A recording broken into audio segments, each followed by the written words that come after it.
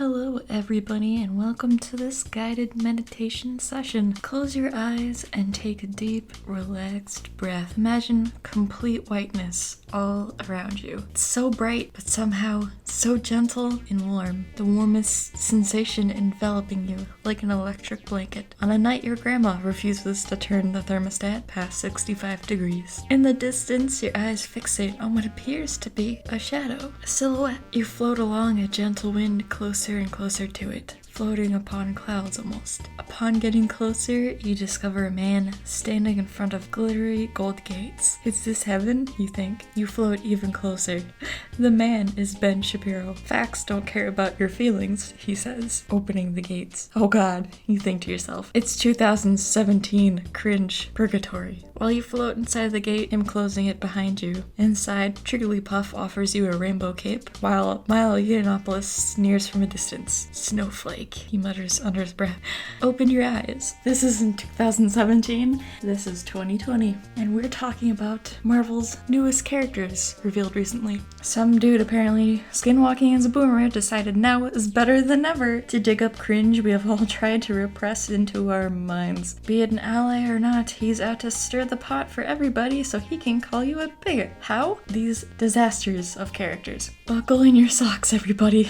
We'll start with B negative, as he's somehow surprisingly the least cringy. Enter your token vampiric goth who makes you wonder if when he was a young boy, his father took him to the city to see a marching band. That's about all I have to say about that character, to be honest with you. But next is Trailblazer. And no, we're not talking about the Chevy SUV Trailblazer. We're talking about an obese Hispanic, apparently, with a boring design. Her powers, quote unquote, come from a, hold on, a magic backpack. Yes, you heard that right. Dora the Explorer, as the internet calls her, has a pocket dimension inside of her Mary Poppins backpack, but she has no control of the items that come out of it. Amazing. She's hashtag relatable teen from a foster home. Next one is gonna wreck you, pleb. You can cash him outside, how about that? Screentime, whose first line of his bio literally includes, a meme-obsessed super teen is sure to beat you in Fortnite and ask you if you know Doeg. Ben 10's brain became connected to the internet when he was exposed to his grandpappy's experimental internet gas.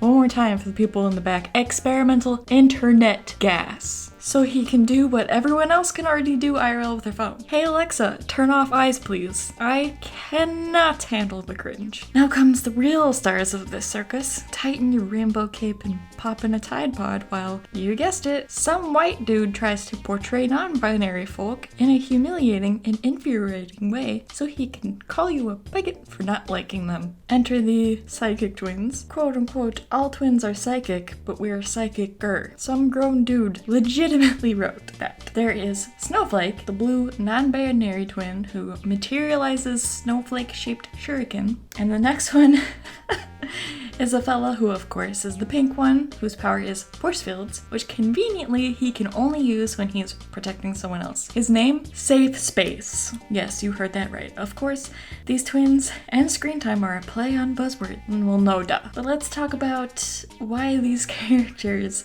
are, how you say, problematic. Firstly, let me get out of the way. I'm not a superhero fan. Don't like Superman, Batman, Spider-Man, etc. Not that they're bad, but that's just not my cup of tea. I'm just not interested. I did adore the TV series of Teen Titans, however. Raven was my OG girl. I also really love Blackfire. Regardless whether or not I like and consume superhero stuff, I can still critique media like this. And I mean, everybody should. But the thing is, when writing characters, there should be a drive to want to know more about these characters. The lore and their stories, how they grow. Not a single one of these characters are remotely interesting at all. Their designs, both visually and story-wise, are not great. It feels like this dude was instructed by some boomer to pick relatable teen topics and to work backwards. They feel like they're meant to be political statements poorly executed instead of genuinely good written characters representing minorities. Let me explain. People don't like forced diversity, and I'm not talking about that in a way where you've probably seen it before, like the cringy, the problem with forced diversity videos. I personally have no issue with the characters like ethnicities or genders. The problem is the diversity in this instance feels like a gimmick. Like, it's a marketing method. People want to see themselves represented as these characters in the media they consume, not have their identity portrayed as a plot device. What would make people happy is if these traits were normalized parts of these characters. You don't need to spoon feed us how quote-unquote woke they are. Just let these things be parts of their natural identity. A non-binary hero does not need to be named Snowflake. Let's also talk about how these characters are Mary Sues. Guys, remember that term? I have not think I've heard or seen it in like a decade. For those of you who don't know what that is, a Mary Sue generally refers to an original character who is usually like perfect to a really ridiculous degree. In some instances, they're like, how do you say this, like perfectly flawed? Like, my parents died and I have magical wings and 2 colored eyes, and you know, their tragic backstory is just conveniently what makes them so great and perfect, but is a really bad plot device, I guess. Usually these characters kind of bend the rules of a story or a world to accommodate their perfection, or meta-breaking stories explained away as like a plot device. And I really do feel like these characters kind of fit that bill. They feel to me like they're worked on backwards, if that makes sense. Non-binary, check. Obese girl, check. Blacks, check. Mexican, check. Memester, check. You get the picture. Like, the snowflake shuriken sounds like a plot device to explain the name Snowflake, not the other way around. And a force field guy named Safespace to protect people? Come on. Their quote-unquote flaws feel like attempts to balance them out, but it's eye-roll inducing at best. Like, of course the force field guy can only use it when protecting people. Shocker. Their abilities sound designed to explain away their hashtag relatable names, and that only. Let's also talk about that so-called relatability. Are you kidding me? Listen, this has been an issue for gosh knows how long. Nobody understands the youth, and out-of-touch adults try to create content that makes everyone cringe. Hello, fellow kids. Their attempts to be relevant to today's current climate misses the mark. Teens aren't idiots, and they don't like being marketed to like they are. It's like the 90s equivalent of like the radical dude skater. You know what appeals to teens? The oncoming events in their lives. Relationships, college, the future, you know, sexual encounters, drugs, and this looming overarching need to find a direction in life. It's the most turbulent time in their lives, and it's insulting that some goober at Marvel Studios thinks that's how they're gonna relate to you. To the dude making those characters, you're not in their shoes at all. Like, think about trending Netflix series or popular mangas and animes. These characters go through real life events while still balancing the fantasy aspect. Suggesting this safe space hoopla is what will keep them gripped. Saying the twins are probably streaming this is nothing more than an insult. It's an insult to the adolescents. It's an insult to non-binaries and minorities. It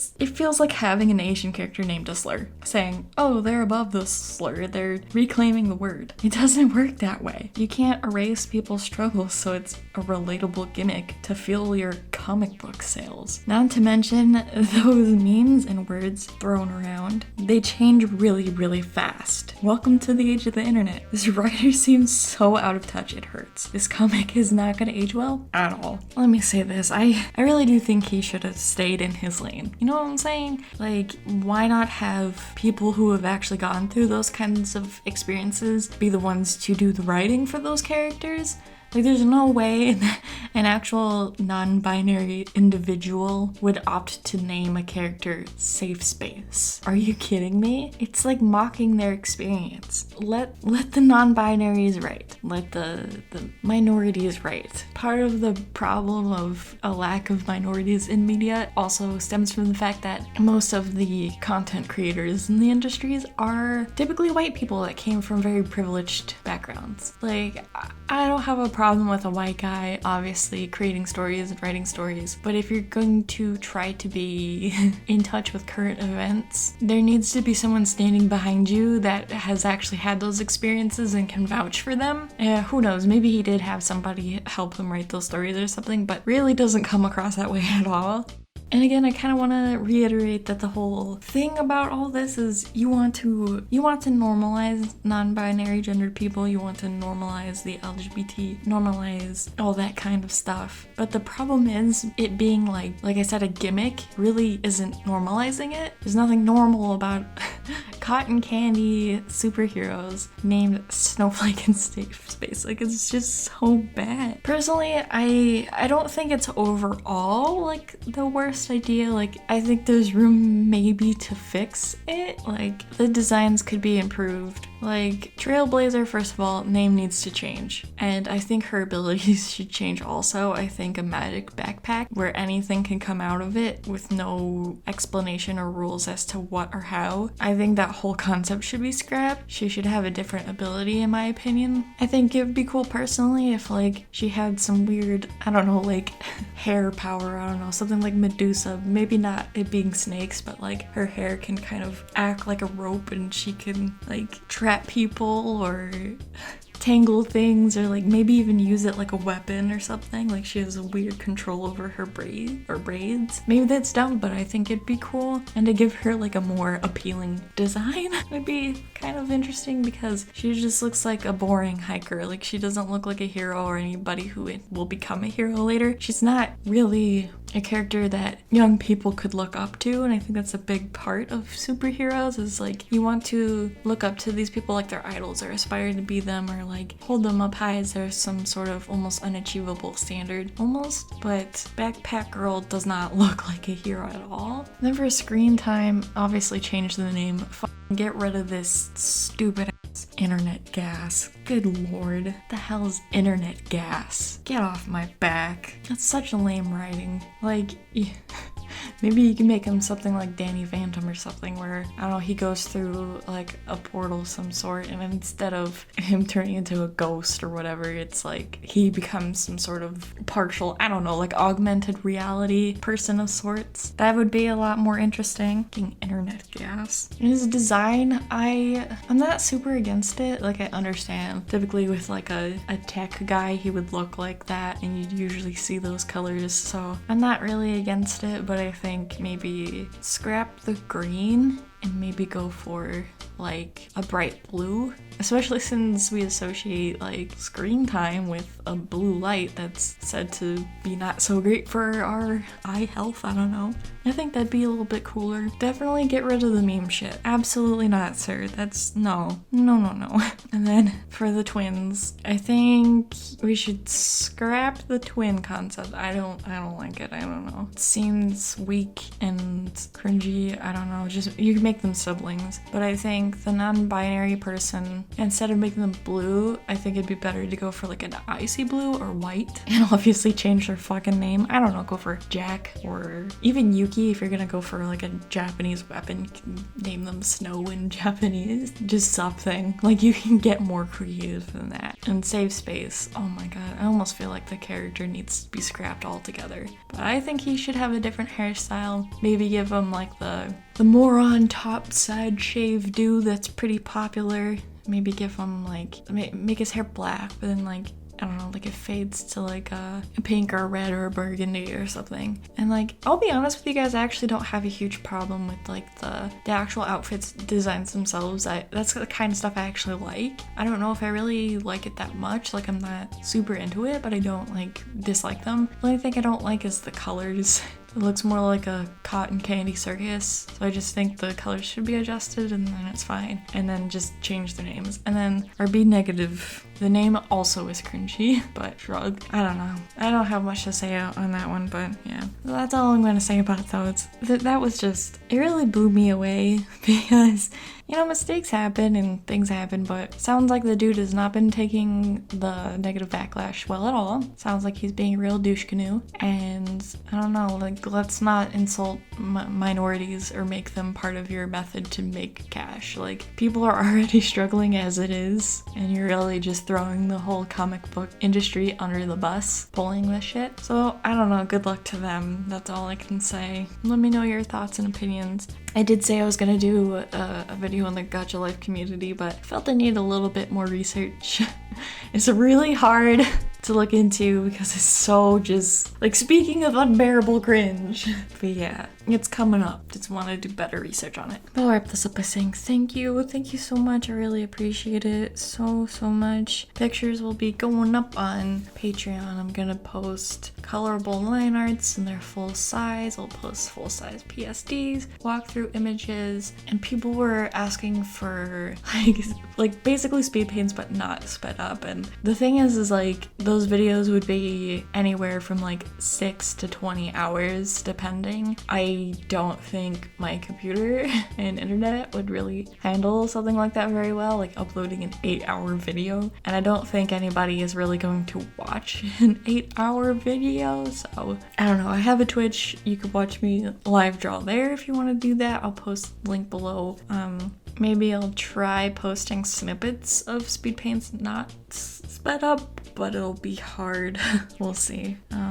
Support me if you can, that'd be great. A bunch of you are watching but aren't subscribed. Please subscribe to me. I'd like to be your friend though. I'd like to know what your thoughts and feelings and opinions are. I still read all the comments. Love you guys to pieces. But yeah, gotta call it a day. Please stay safe, stay healthy, and I'll see you next time. Bye!